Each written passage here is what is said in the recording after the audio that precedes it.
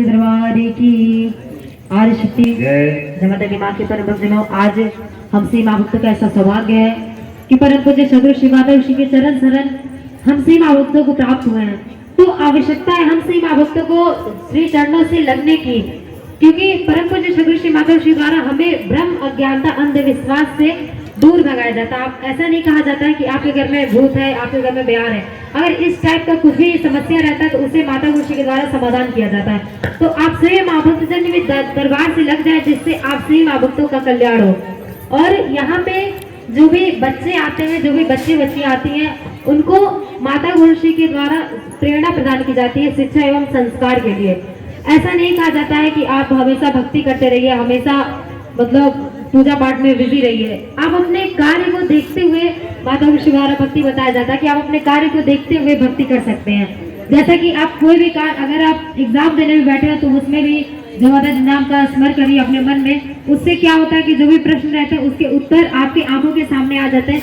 ये स्वयं मेरा खुद का प्रैक्टिकल है कि जब अपना पेपर देती हूँ तो मुझे कुछ नहीं, अगर कोई प्रश्न में कोई डाउट रहता है तो मैं माता जी का नाम लेती हूँ और मेरा वो डाउट क्लियर हो जाता है, मतलब मुझे वो प्रश्न आ जाता है। तो ऐसा सचमुच में परम पूज्य सदगुरु श्री माता ऋषि की छत्र छाया हमसे माँ भक्तों पर है कि हमें उनका चरण शरण मिल गया है।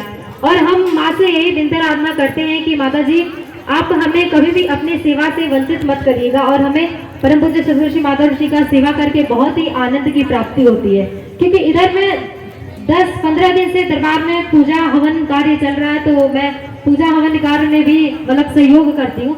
तो यह मेरा सौभाग्य है कि मैं स्वयं आदिशक्ति माँ जगदम्बा के हवन पूजन में अपना सहयोग कर रही हूँ।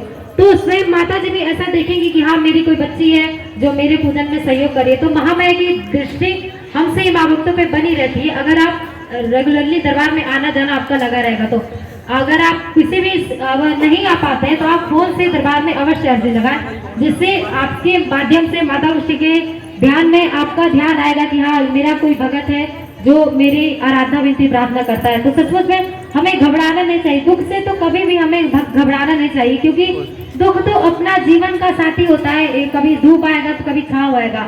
ऐसा नहीं कहा जाता है कि माता जी द्वारा कि आपके जीवन में दुख आएगा ही नहीं, वो तो आएगा, लेकिन माता गुरु के दया कृपा से वो दुख कब कट जाता है, कब हट जाता है, ये हमें भी स्वयं पता नहीं चलता है कि वह दुख कब कट गया। तो हमसे माँ भक्तों को भी दुख से घबराना नहीं चाहिए और पछुड़ा दरबार में आकर के अर्जी लगाना चाहिए। मैं बहुत सारे माँ भक्तों का इंटरव्यू लेती हूँ, तो मैं उसमें पूछती हूँ कि आप दरबार में कितने साल से लगे हैं। तो सब लोग बताते हैं कि कोई 10 साल से लगा है, कोई 15 साल से लगा है, कोई 20 साल से लगा है। तो मैं उनसे जब ये पूछती हूँ कि आपका ये इतना समय जो है दरबार में कैसे व्यतीत हो गया है, तो बहुत ही प्यार से उन लोगों ने प्रश्न का उत्तर देते हैं कि देखिए जब वो लोग के ऊपर कोई भी दुख आया तो उन्होंने आकर के माता जी के चरणों में अर्जी लगाई कि माता जी मेरा यह दुख है, यह समस्या है। तो माता गुरु के द्वारा कहा गया कि चलिए ठीक है आपका समाधान हो जाएगा। तो ऐसा कह दिया जाता है, उस भगत को विश्वास है कि हाँ माता जी ने ऐसा कह दिया तो अवश्य होगा। माता जी का कहा व्यर्थ नहीं जाता है, माता जी के द्वारा कह दिया जाता है कि अवश्य आपके दुख का समाधान हो जाएगा। सचमुच में वो भगत हंसते हुए आते हैं, वो भगत खिसखिसाते हुए आते हैं कि हाँ माता जी हमारे दुख का समाधान हो गया है, और उनकी मनोकामनाओं की भी पूर्ति होती है दरबार से लगने के बाद। तो हमसे माँ भक्तजन आइए मिल करके माँ भजनों के माध्यम से माँ को रिझाते हैं, माँ को मनाते हैं। तो बोलिए सच्चे दरबार की